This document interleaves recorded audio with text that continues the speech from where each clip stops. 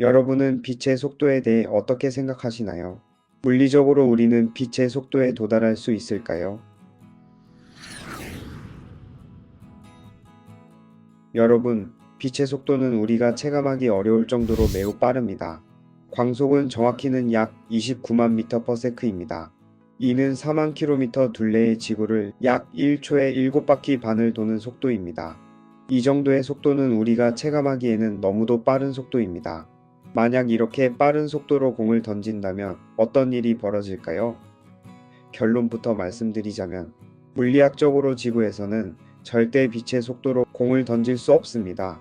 지구는 공기가 존재하고 소리는 매질로 공기를 통해 전달됩니다. 그러나 공기 분자는 마찰력과 저항력이 있습니다.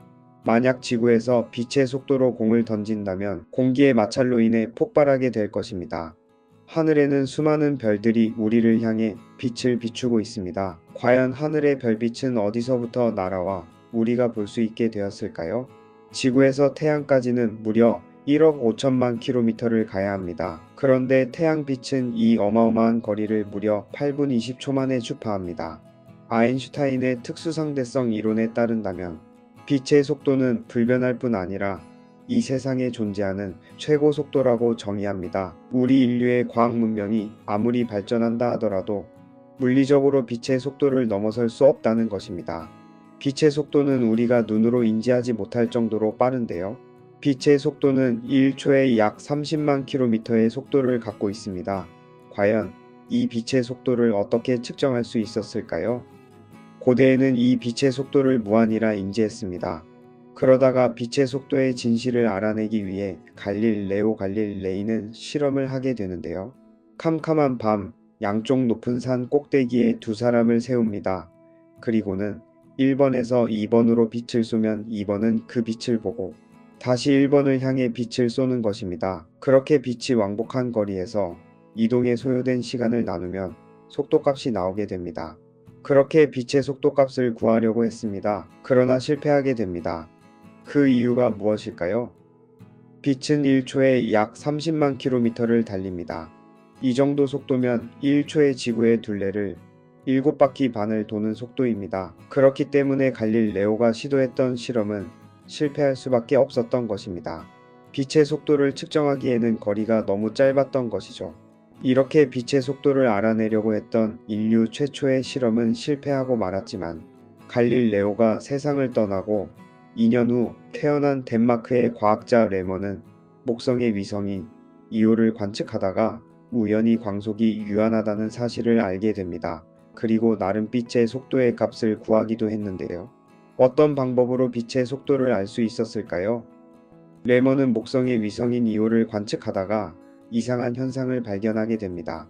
그것은 바로 공전 주기가 일정하지 않다라는 것입니다. 즉 이오가 목성 주변을 도는 시간이 일정하지 않다는 말인데요. 그 이유가 무엇일까요? 레먼은 자신의 위치, 곧 지구의 위치가 계속 변화하고 있다는 것을 알게 됩니다. 당시 빛의 속도는 무한이라 인식했던 시대에 살고 있었던 레먼은 한 가지 모순을 발견하게 됩니다. 태양을 공전하는 천체들로 인해 때로는 가까워지거나 멀어지기도 하는데요. 빛의 속도가 무한대라면 거리에 상관없이 이후에서 반사되었던 빛이 일정하게 관측돼야 하는데 그렇지 않았다는 것입니다. 그렇다면 빛의 속도가 유한하다는 것을 알았으니 이제 그 값을 구해봐야겠죠. 레먼은 그래서 빛의 속도 값을 확인하는 작업을 합니다. 이오가 목성을 한번 공전할 때 시간은 약 42.5시간입니다. 지구에서는 이틀이 조금 안 되는 시간입니다.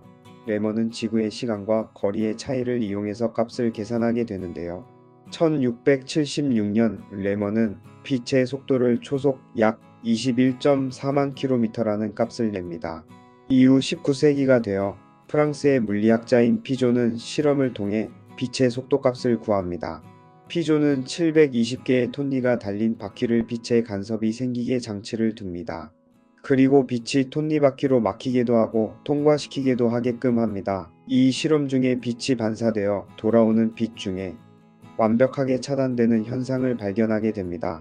1초 기준, 톱니의 회전수, 톱니의 숫자, 톱니의 빈틈값까지 고려했을 때 결과 값이 약 0.000055초가 되는데요. 이렇게 빛의 왕복거리 17.2km를 나누면 빛의 속도값이 나오는 원리입니다. 그렇게 피조가 계산한 값은 놀랍게도 초속 약 31.3만 km로 나오게 됩니다. 이후 영국의 물리학자 맥스웰은 빛이 전자기 복사의 일종이라고 예측하게 됩니다. 그 예측은 1888년 헤르츠가 전자기파를 발견한 후 입증하게 됩니다. 맥스웰은 이 전자기파의 속력을 이론적으로 계산하여 값을 구했는데요. 이 값이 빛의 속도와 일치한다는 사실을 확인하게 됩니다. 이후 이 사실은 1895년 당시 스위스에서 거주하고 있었던 16살의 한 학생에게 영향을 미치게 됩니다. 이 학생은 빛과 같은 속도로 그 빛을 따라가면 어떻게 될까라고 하는 이런 궁금증이 있었는데요. 빛의 속도는 상수이기 때문에 같은 속도로 그 빛을 따라가더라도 정지해 있는 빛은 볼 수 없다라는 것입니다. 이것을 광속 불변의 원리라고 합니다. 당시 이러한 고민을 가지고 있었던 16살 학생은 우리가 잘 아는 아인슈타인입니다. 그는 후에 1905년 특수상대성 이론을 발표하게 됩니다.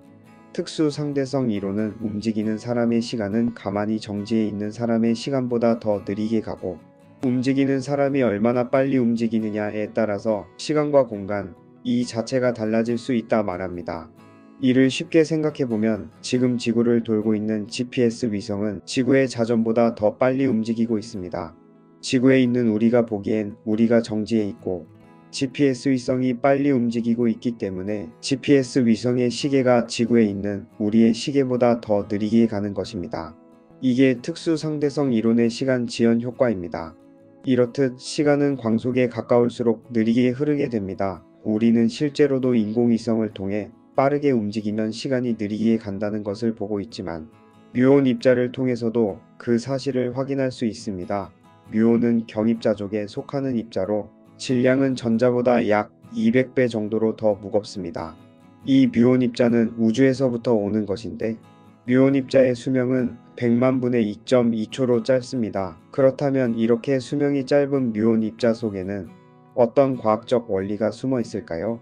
뮤온 입자는 우주에서 지구로 들어올 때 광속에 가까운 속도로 들어오기 때문에 입자의 시간이 느려집니다. 이 사실은 뮤온 입자의 지속 시간이 길어진 사실을 확인한 결과인데요. 뮤온 입자는 원래 지구 상공에서 소멸됩니다.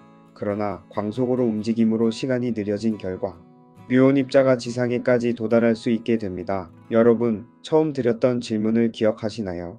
만약 빛의 속도로 공을 던지면 어떤 일이 일어날까라는 질문이었습니다. 지구는 공기가 존재합니다.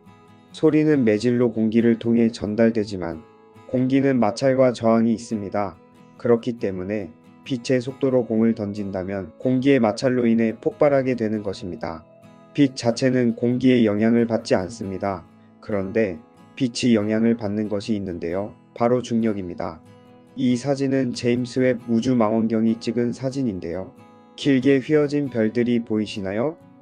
이것은 저 멀리 있는 별이 중력렌즈 효과로 보여진 것입니다.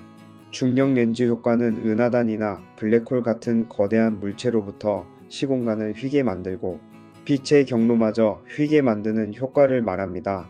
빛이 휘어져서 관찰자에게 도달하면 원래 광원의 모양은 원래의 모양으로 과장되고 왜곡되게 됩니다. 여러분은 빛의 속도에 대해 어떻게 생각하시나요? 물리적으로 우리는 빛의 속도에 도달할 수 있을까요? 다음에 또 신기한 과학 소식이 있다면 발빠르게 영상으로 찾아뵙겠습니다. 끝까지 영상을 시청해 주셔서 감사합니다.